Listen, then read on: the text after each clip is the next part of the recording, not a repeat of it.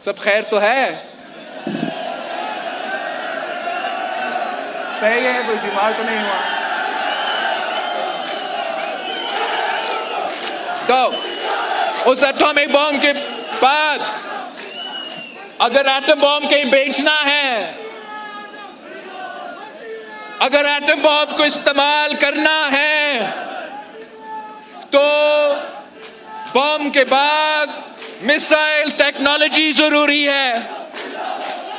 आज पाकिस्तान का दिफा, एक आपका एटम बॉम्ब तो दूसरा अपना मिसाइल प्रोग्राम। एक एटम बॉम्ब कायदे अवाम शहीद जुल्फिकार अली भुट्टो ने हमें दिया, तो मिसाइल टेक्नोलॉजी शहीद मोहतरमा बेनजीर भुट्टो ने दिलवाई थी। बाप ने एटॉमिक बॉम्ब के जरिए हमारा दिफा किया है, तो बेटी ने मिसाइल प्रोग्राम के जरिए पाकिस्तान का आज भी गरी खुदा बख्श से दिफा हो रहा है। उसके बाद एटॉमिक बॉम्ब के बाद, मिसाइल प्रोग्राम के बाद, एक ऐसा दौर पाकिस्तान में गुजरा, मुशर्रफ दौर में, जहां पाकिस्तान में दूसरों ममालिक के बेसिस बने थे।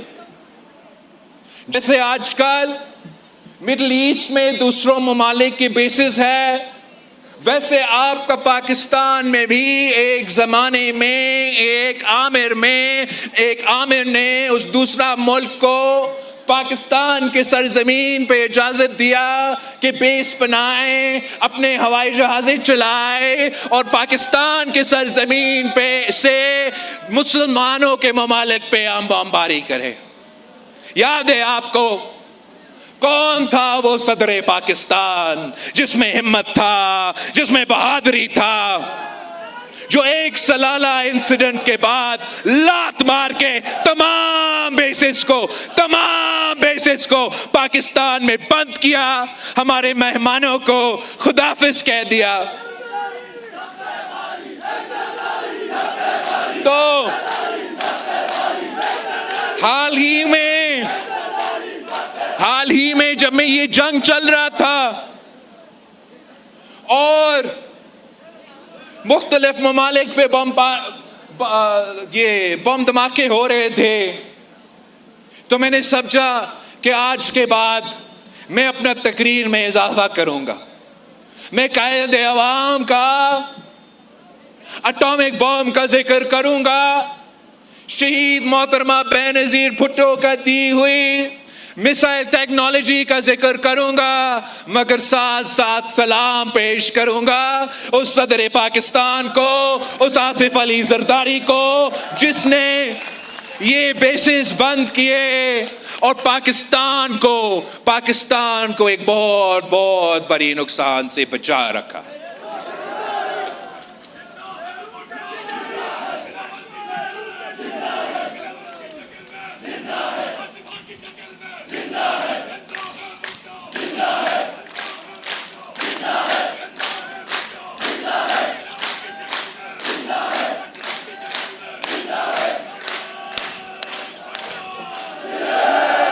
हम चाहते हैं कि पाकिस्तान हर लिहाज से मजबूत हो, दफाई सतह पे मजबूत हो, मुआशी तौर पे मजबूत हो, और हम समझते हैं कि सिर्फ एक सियासी जमात इस मुल्क में मौजूद है तो ये तमाम काम करवा सकते हैं, और वो मेरा और आपका पाकिस्तान पीपल्स पार्टी है। वो शहीद मोहतरमा बेनजीर भुट्टो का ये तीर है।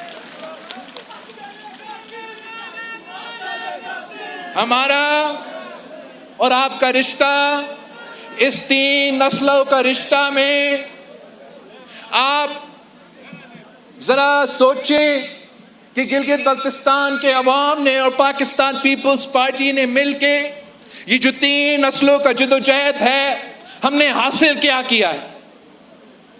कायदे अवाम शहीद जुल्फिकार अली भुट्टो का हाथ आपने थाम लिया था और आपने गिलगित बल्तिस्तान से FCR का निज़ाम ख़त्म किया, सरदारी निज़ाम ख़त्म किया, सब्सिडी का तोहफा दिलवाया। ये मेरे जियालों का कारनामा है।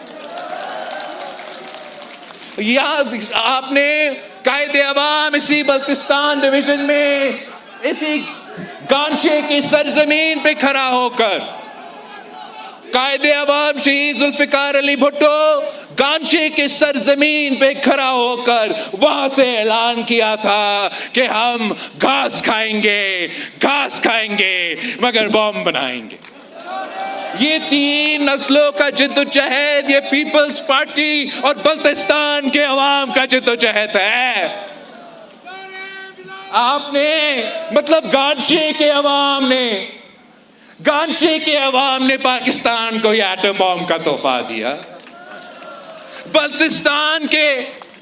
गिलगित बल्तिस्तान के अवाम ने कायदे अवाम को अपनी मुश्किलात के मसाइल के बारे में बताया कि जो हमें यहाँ गंदम मिलता है, जो हमें यहाँ पेट्रोल मिलता है, जो हमें डीजल मिलता है, उसका आप अगर कंपेयर करें कि कराची में और इधर का प्राइस क्या है तो ज़मीन आसमान का फ़र्क है। और कायदे अवाम शहीद जुल्फिकार अली भुट्टो ने ये तय किया कि गिलगित बल्तिस्तान के अवाम की किस्मत में ये नहीं लिखा है कि वो हमेशा गरीब ही रहे।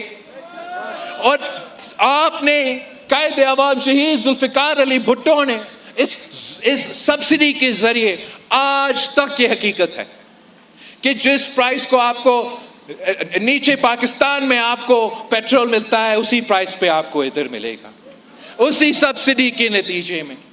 और हम ये पाकिस्तान पीपल्स पार्टी और गिलगित बल्तिस्तान के अवाम की कामयाबी है।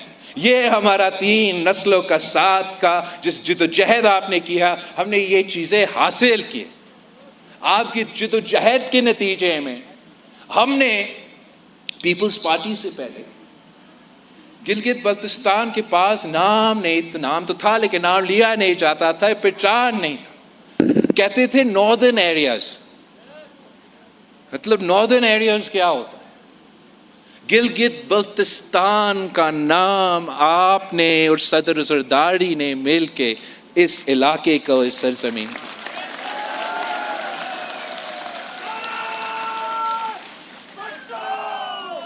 ये तो हमारा तीन नस्लों की संग। अब मैंने और आपने मिलकर जिद्दोजहद करना है, मैंने और आपके जिद्दोजहद करना है। गिलगित बल्तिस्तान के नया नस्ल के साथ मैंने जिद्दोजहद करना है। और जो कायदे अवाम का नामुकम्मल मिशन है, जो शहीद मोहतरमा बेनज़ीर भुट्टो के गिलगित बल्तिस्तान के अवाम के लिए नामुकम्मल मिशन है, मैंने और आके मिलके उनको मुकम्मल करना है। और मैं अपने गिलगित बल्तिस्तान के जियालों के लिए, जहाँ कायदे अवाम ने हमें रोटी कपड़ा और मकान का नारा दिया, सही मानों में अगर हमने उस रोटी कपड़ा और मकान का जो दावा है, जो नारा है, जो मंशूर है गिलगित बल्तिस्तान में, उस पर अमल दरामद करना है तो हमें तीन असूलों पे काम करना पड़ेगा कि गिलगित बल्तिस्तान के अवाम को हमें हक हकमियत दिलवाना पड़ेगा, हक मलकियत दिलवाने पड़ेगा, और जो नौजवान हैं उनके हक रोजगार दिलवाना। तो ये मेरा और आपका पीपल्स पार्टी का नया नस्ल का जिद्दोजहद आपको हक हकमियत दिलवाने का होगा। और हम समझते हैं कि वो तब होगा जब हम गिलगित बल्तिस्तान को तमाम 18वीं तरमीम के जो प्रोटेक्शंस है, जो सहूलतें हैं, जो ताकत है, जो आपको अपने वसाइल के मालिक बनाएगा, आपके अपना किस्मत का मालिक बनाएगा, वो तब होगा जो 18वीं तरमीम के इख्तियार सूबा सिंध के पास है, सूबा पंजाब के पास है, सूबा बलोचिस्तान के पास है, सूबा पख्तूनख्वा के पास है। जब वो सूबा गिलगित बल्तिस्तान के पास वो इख्तियार होगा, वो ताकत होगा, वो आईनी तहफ़्फ़ुज़ होगा, तो फिर हमारा नया नस्ल समझेंगे कि हम कामयाब हुए हैं।